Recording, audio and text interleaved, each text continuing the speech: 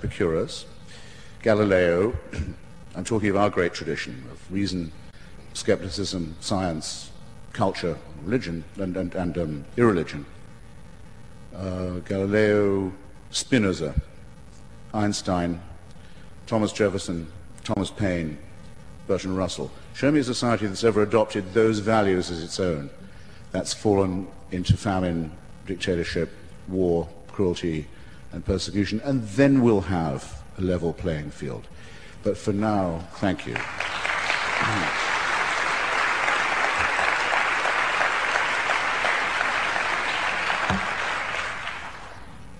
I was going to say, hold your applause. No, applaud more. That actually, I think, will do for an introduction. If you don't know where I'm coming from by now, you're never going to know. It's your turn, and I'm enormously, I really mean enormously grateful that you came. Thank you.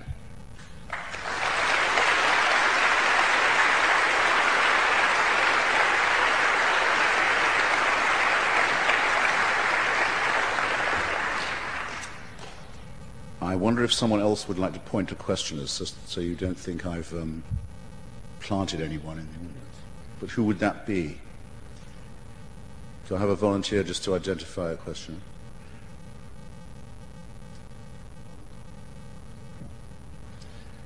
Basically, my question is that Could you speak up a bit? Sure. I didn't have to American society, probably it's considered a little bit more than Europe, is a society that faces tremendous flux and has for a long, long time.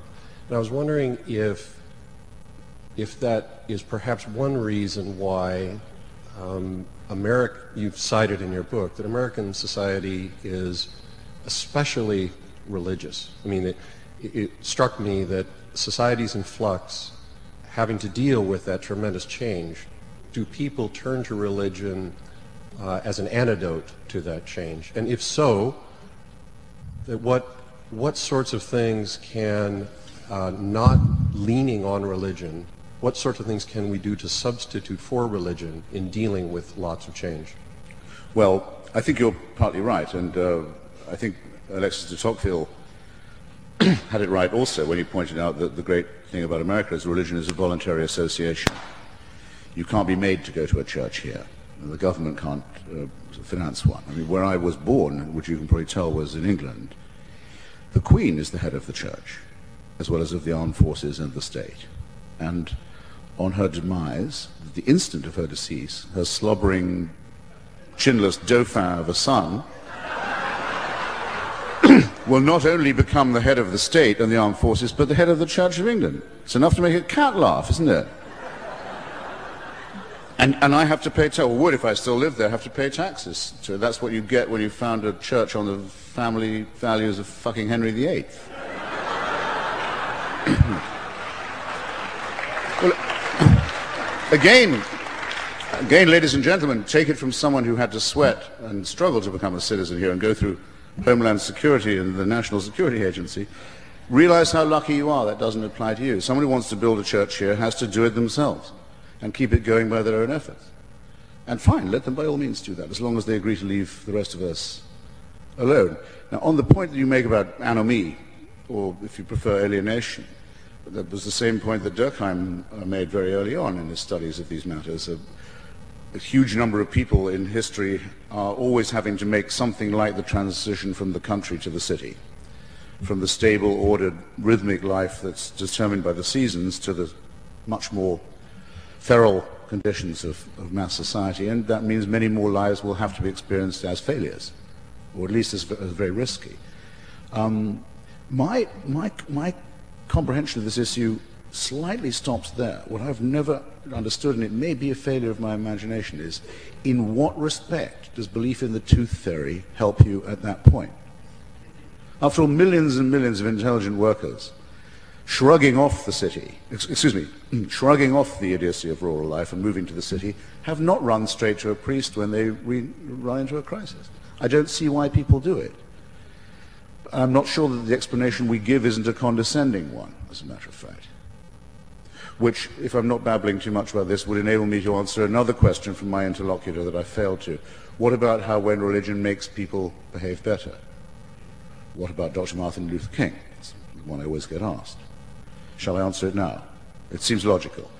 Dr. King was an exemplary human being by every standard that I know. I can't be sure that he was actually a Christian. I can be grateful to the extent that he was not one, in that when he told his oppressed people that he was going to preach from the book of Exodus, about the story of the enslaved who made it to the promised land, it's a very good thing he didn't mean it, because that horrible story says that the tribe he's leading are allowed, empowered in fact, ordered by God to kill everyone who gets in their way, rape their women, massacre their children, sparing only the females of marriageable age, and steal the land and the property of any tribe they don't destroy or do. Well, just as well that isn't what he was saying, right? Second, you'll remember that he was a student of Marx and of Hegel, and he was regularly accused, rightly too, in his lifetime by the FBI and by the reactionary bigots of keeping too many friendships among communists and Marxists and socialists, which he did. Great black secularists now forgotten, like Bayard Rustin, my favorite American socialist, and Philip Randolph, the great American black trade unionist, actually organized the March on Washington, had the idea, pulled the crowds together, brought in the trade unions to make it happen. It's a pity that we leave these people out of account, and I think it's condescending, because I think that 90% of the white liberals in this country are in effect saying in a patronizing manner, well, you know, these black folks, they quite like a preacher. They like a preacher man, that's what they respond to. They like the pulpit. That's what they go for. So why not let them have it? Which immediately gives permission for the most gross charlatans and frauds who I've been debating in the last few months, like Sharpton and Jackson, to come forward and just pick it up as if it was theirs, with your, as it were, permission, and prove yet again that you can get away with anything in this country if you can put Reverend in front of your name.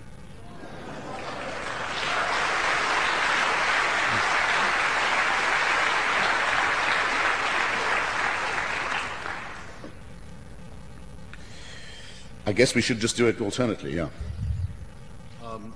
Your book was reviewed in New Yorker, and the reviewer brought up a point I thought you might like to address, if you haven't already, that if your view is, would the world be better off without religion at all,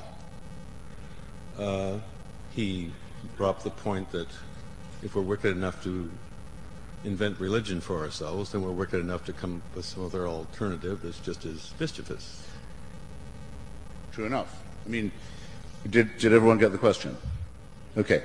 Well, you know why atheists are to be pitied, don't you? They have no one to talk to when receiving a blowjob.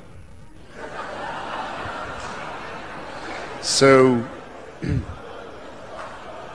that if I'm asked, do I wish that religion would die out of the world, I sort of reply, no, I wouldn't have anyone to argue with. I mean, it is, after all, it is the original argument. Where religion ends, philosophy begins, just as where phony cosmological myths end, physics begins. So you have to know what the origins of the argument are. And religion is our first and worst attempt to find out what's going on. We only bother with it because it was here first. It grabbed the territory of explanation, because we are pattern-seeking mammals. We need to look for patterns and for logic, and we prefer, even in times like this, many people will prefer a conspiracy explanation to no theory at all, because they need to have some explanation. Well, religion comes from the time when we didn't know there was a germ theory to explain disease. So it was plague was God's will and a curse. Didn't know we lived on a round planet. Didn't know there were round celestial bodies. Didn't know that our DNA makes us kin with other animals and indeed plants. So the study of it and the debate with it, I think, has to go on. To that extent, I'm in favor of, as the President ludicrously says, teaching the argument about evolution. Because the way I learned it was by reading about the confrontation between Huxley